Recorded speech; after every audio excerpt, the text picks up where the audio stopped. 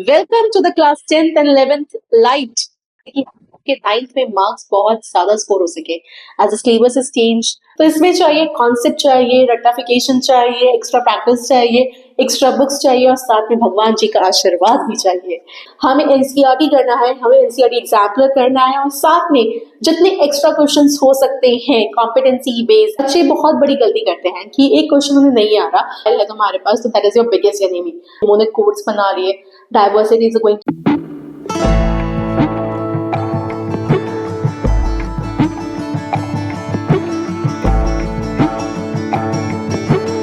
Class 9 को सब लोग बोलते होंगे बहुत इजी क्लास है, चिल मारो, कुछ भी नहीं है किस करने में, राइट? तुम्हारे भाई बहन जो पिछले 4 साल में पास आउट्स में बोलते हैं बहुत इजी क्लास है, कुछ खास है नहीं इस क्लास में। बट 2026 के सिलेबस ने आके तुम्हें धब्बा बोल दिया है और बोला है welcome to the class 10th and 11th light. क्योंकि 2026 के जो सिलेबस में चेंजेस आए हैं उसकी वजह से हमने क्लास 10th और 11th की कुछ पर्टिकुलर इंपॉर्टेंट चैप्टर्स जो हैं, उनके टॉपिक्स जो हैं वो इस बार इंट्रोड्यूस हो गए हैं। तो अगर तुम अपनी वही पुरानी वाली स्ट्रैटेजी यूज करने वाले हो ना, तो तुम लोग एक्सपेक्ट करोगे कि मार्क्स आ जाएंगे 90%, बट मार्क्स वही 60-70% तक ही आएंगे। तो आज मैं तुम्हें बताऊंगी कि किस तरह से आप नए सिलेबस में अपनी स्ट्रैटेजी लगा सकते हो जिससे आप टॉपर बन सकते हो और स्ट्रेस फ्री हो सकते हो। Hello students, welcome to Vidya wagon classes YouTube channel, जहां पढ़ाई होती है थोड़े मजाक और मस्ती के साथ। मैं पलक गुप्ता आप लोगों का स्वागत करती हूँ विद्या वैगन के यूट्यूब चैनल पर। आज हम लोग पढ़ने वाले थे कि किस तरह से हम एक स्ट्रैटेजी प्लान करें जिससे कि हम लोगों के 9th में मार्क्स बहुत ज्यादा स्कोर हो सके एज सिलेबस इज चेंज। बहुत सारी चीजें नहीं आ रही हैं, कॉम्पिटेंसी बेस्ड क्वेश्चन हो चुके हैं। तो ऐसा हम क्या करें कि जिससे हम लोगों को आगे चलकर कोई भी प्रॉब्लम ना हो। ठीक है, तो सबसे पहले हम लोग बात करते हैं स्ट्रैटेजी क्या हो सकती है हमारी। उसमें सबसे पहला पार्ट होगा हमारा रियलिटी चेक। देखो, अगर तुम लोग ये सोच रहे हो कि हम लोग रट्टा मारे और पास हो जाएं, तो this is not going to work ना। तो सबसे पहले हम लोग देख लेते हैं रियलिटी चेक। भाई तुम लोग सच सुन लो, सच सुन लो, क्या सच है। क्लास 9 तक कोई वार्म अप क्लास नहीं रह गई है या फिर तुम उसमें बहुत ढील नहीं डाल सकते हो, क्योंकि इस बार जो सिलेबस चेंज हुआ है उसमें अलजेब्रा प्रो लेवल हो गया है, क्लास 11th की सीक्वेंस सीरीज का इंट्रोडक्शन हो गया है, क्लास 10th में सब्स्टिट्यूशन और एलिमिनेशन मेथड होता था वो क्लास 9th में इंट्रोड्यूस हो चुका है। तो बहुत सारी चीजें इस तरह से इंट्रोड्यूस की है कि अगर तुम अपना वही वाला वर्जन लेके चलने वाले हो कि हम लोग लास्ट में पढ़ लेंगे या फिर लास्ट एक महीने पढ़ गया और मार्क्स आ गया, तो this is not going to work right now. अगर तुम्हारे कॉन्सेप्ट्स क्लियर नहीं हुए ना इस बार, तो फिर तुम क्वेश्चंस कर ही नहीं पाओगे। ये क्वेश्चंस जो आने वाले हैं वो competency based. What is this competency based? सब लोग बोल तो रहे हैं कि competency based, it is application based questions, मतलब सिचुएशन बेस्ड क्वेश्चंस होने वाले हैं। आप उन क्वेश्चंस को तुम लोग किस तरह से सॉल्व करने वाले हो, this is going to be the big trick. ठीक है, तो अगर इस बार तुम लोग सोच रहे हो कि कॉन्सेप्ट से और रट्टा मारने से सिर्फ और सिर्फ मेरा काम हो जाएगा, तो इस बार ये काम नहीं चलेगा। इस बार आप लोगों को कॉन्सेप्ट भी करना पड़ेगा, रट्टा भी मारना पड़ेगा, कुछ चीजों का प्रैक्टिस करनी पड़ेगी और साथ साथ चीजों को समझना भी पड़ेगा, क्योंकि एप्लीकेशन बेस्ड क्वेश्चंस है, उस चीज को तो आप छोड़ ही नहीं सकते। तो अगर हम बात करें कि अगर ओल्ड एनसीईआरटी होती तो कॉन्सेप्ट प्लस रट्टा शायद काम चल जाता, बट अगर अब न्यू है तो इसमें चाहिए कॉन्सेप्ट चाहिए, रट्टाफिकेशन चाहिए, एक्स्ट्रा प्रैक्टिस चाहिए, एक्स्ट्रा बुक्स चाहिए और साथ में भगवान जी का आशीर्वाद भी चाहिए कि हम लोग बस किसी तरह से इसमें अच्छे स्कोर कर लें। अभी तो सेशन शुरू ही हुआ है, लेकिन अभी से भगवान जी से प्रार्थना शुरू कर दो कि हम लोग अच्छे मार्क्स से पास हो जाएं, क्योंकि इस बार क्लास 9 में आ गया है कुछ न्यू टॉपिक्स जो हमारे लिए कर रहे हैं कुछ प्रॉब्लम। लेकिन जब तक मैं तुम्हारे साथ हूं तब तक तुम्हें कोई प्रॉब्लम होने नहीं दूंगी मैं। तो चलो आगे चलते हैं। रियलिटी चेक तुमने सुन लिया है कि क्या क्या होने वाला है। Let's talk about the next thing कि तुम्हें करना क्या है। ठीक है, अब रट्टाफिकेशन छोड़ दो, अब now is the concept first. Concept को एक बार बारीकी से समझ लो कि कॉन्सेप्ट क्या है, कॉन्सेप्ट ने क्या किया, कॉन्सेप्ट में क्या था, कॉन्सेप्ट क्या बोल रहा है, ये फॉर्मूला कहाँ से आया, वो कौन सी जगह लग सकता है। अभी तक तुम लोग मुझसे पूछते थे ना कि मैम ये चीज कहाँ रियल लाइफ में बेस्ड होगी, अब सारे क्वेश्चन ही रियल लाइफ बेस्ड आएंगे। ठीक है, अब तुम्हें वो पूछने की जरूरत नहीं पड़ेगी कि ये मैं रियल लाइफ में कहाँ लगाऊंगा। आप मेरे को अलजेब्रा बता रहे हो बट ये रियल लाइफ में कहाँ लगाऊंगा। अब जब वो क्वेश्चंस आएंगे ना सामने, वो वैसे ही क्वेश्चंस आने वाले हैं क्योंकि वो रियल लाइफ बेस्ड होने वाले हैं। कॉम्पिटेंसी बेस में वो एक सिचुएशन डाल देगा कि तुम इस सिचुएशन में फंसे हुए हो और तुम्हें उस सिचुएशन को टैकल करना है। तो अब रट्टा काम नहीं करेगा, अब तुम्हें क्वेश्चन को समझना पड़ेगा, कॉन्सेप्ट पे काम करने पड़ेंगे और वो एक बहुत इंपॉर्टेंट टास्क हो जाता है। नेक्स्ट हम लोग बात कर लेते हैं, हम लोग बात करते हैं कि अब तुम्हें क्या करना है, तुम्हें 3 प्रैक्टिस रूल यूज करना ही पड़ेगा। तुम सिर्फ और सिर्फ सोचो कि एनसीईआरटी कर लें और उससे काम चल जाएगा, this is not going to work now. अब ये तुम्हारी कोई 8th क्लास नहीं बची है। और अगर तुम लोग ये सोच रहे हो कि 8th क्लास में मैंने ऐसा किया था, 8th क्लास में मैंने लास्ट मिनट पढ़ के मार्क्स आ गए थे, मेरे तो 90% मार्क्स आए थे लास्ट मिनट, 1 महीना पढ़ा था तब भी, अब वो चीज नहीं चलने वाली है। मैं तुम्हें बार बार कह रही हूँ, पहले से बता रही हूँ, सेशन शुरू नहीं हुआ है या होने वाला है बस, तो उस चीज के लिए मैं बस तुम्हें ये समझाने की कोशिश कर रही हूँ कि भाई बी प्रिपेयर्ड, रट्टा मार के इस वक्त कोई काम नहीं चलने वाला है। तो तुम ये 3 लेवल प्रैक्टिस रूल यूज कर लो। हमें एनसीईआरटी करना है, हमें एनसीईआरटी एग्जाम्पलर करना है और साथ में जितने एक्स्ट्रा क्वेश्चंस हो सकते हैं कॉम्पिटेंसी बेस्ड, एप्लीकेशन बेस्ड, वो भी करने हैं। ये भी करना पड़ेगा इस बार। उसको बिना करे अगर जाओगे ना तो एक्सपेक्टेड मार्क्स मान लो कि 50-60% ही आने वाला है और कुछ नहीं आएगा। ठीक है, तो मैं तुम्हें रियलिटी दिखा रही हूँ कि ये होने वाला है, तो तुम लोग समझ जाओ। ठीक है, नेक्स्ट हम बात करते हैं 3 प्रैक्टिस रूल, तो आपको करना ही करना है। अब बच्चे बहुत बड़ी गलती करते हैं कि एक क्वेश्चन उन्हें नहीं आ रहा, एक क्वेश्चन में बार बार गलती हो रही है। ठीक है, आप लोगों ने एक बार एनसीईआरटी का क्वेश्चन किए, वो कर लिए, उसमें एक क्वेश्चन ऐसा आ रहा है जिसमें मैं बार बार स्टक हो रही हूँ। ठीक है, मैंने तब समझ के उसे छोड़ दिया। भाई उसकी टेक्निक को यूज करो। देखो, हमें लास्ट मिनट जब एग्जाम में 2 दिन बचते हैं तो तब तुम क्या सारी बुक कर सकते हो? नहीं कर सकते। अब जब तो फुल सिलेबस आएगा तो क्या तुम सारी बुक कर सकते हो? नहीं कर सकते। अब तुम्हारे पास जब तुम प्रैक्टिस कर रहे थे या जब तुम क्वेश्चंस लगा रहे थे तो तब तुम्हारे पास 2 तरह के क्वेश्चंस निकल रहे थे। एक क्वेश्चन तुम्हें लग रहा था भाई ये बहुत इंपॉर्टेंट क्वेश्चन लग रहा है, इसमें बहुत सही तरीके की चीजें आ रही है, तो मैं ये क्वेश्चन कर लेता हूँ। ठीक है, और एक क्वेश्चन जिसमें तुम बार बार स्टक हो रहे हो। 2 तरह के क्वेश्चंस निकले। अब उस बुक में ना, जो तुम्हारी बुक जिसे तुम पढ़ रहे हो, उसमें 2 तरह के मार्क्स बना लो, या तो हैशटैग बना लो या स्टार बना लो। ठीक है, उन दोनों मार्क्स को ना ऐसे मान लो कि जैसे हैशटैग मैंने मान लिया कि जो मेरे डाउट्स वाले क्वेश्चंस थे, जो भी मेरे डाउट्स क्वेश्चंस थे वो मेरे अब हैशटैग रहेंगे, तो वो तो मुझे एग्जाम से पहले करके जाने ही जाने हैं। जैसे मेरी गलती हो रही थी जब मैं प्रैक्टिस कर रहा था या कर रही थी, तो अब मुझे वो डाउट्स वाले क्वेश्चन करते ही जाना है। वो फर्स्ट क्लास में ही मार लो, फर्स्ट क्लास से लेके चलो कि मेरे ये डाउट्स आने वाले हैं, या कुछ क्वेश्चन आपको ऐसा लग रहा है यार ये बढ़िया क्वेश्चन है, एग्जाम में आने के चांसेस है, ये टीचर ने बोला ये एग्जाम में आ सकता है, इंपॉर्टेंट है, उसके लिए एक स्टार मार्क कर लो कि वो एक स्टार मार्क क्वेश्चन है कि इनको तो स्टार क्वेश्चन है, ये एग्जाम में बिल्कुल 110% आ सकते हैं।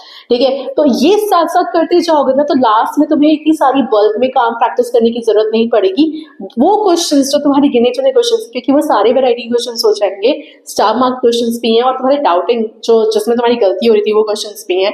तो उस टेक्निक को अगर यूज करोगे ना तो तुम लोग बिल्कुल प्रो लेवल पहुंच जाओगे। टॉपर एडवाइस, टॉपर यही करते हैं। और एक और चीज कर सकते हो तो वो कर लेना कि बुक में मार्क करने के बाद उसे एक जगह नोट डाउन कर लेना, क्योंकि बुक में कहाँ कहाँ ढूंढोगे कि एग्जाम्पलर में ये क्वेश्चन था या फिर एनसीईआरटी में क्वेश्चन था या आर डी शर्मा या जो भी बुक तुम रेफर करने वाली हो उसमें ये क्वेश्चन था, उसको एक जगह लिख लेना with page numbers, so that उस टाइम बस पेज नंबर खोलना है, ये क्वेश्चन मार्क करना है, ये लिखना है।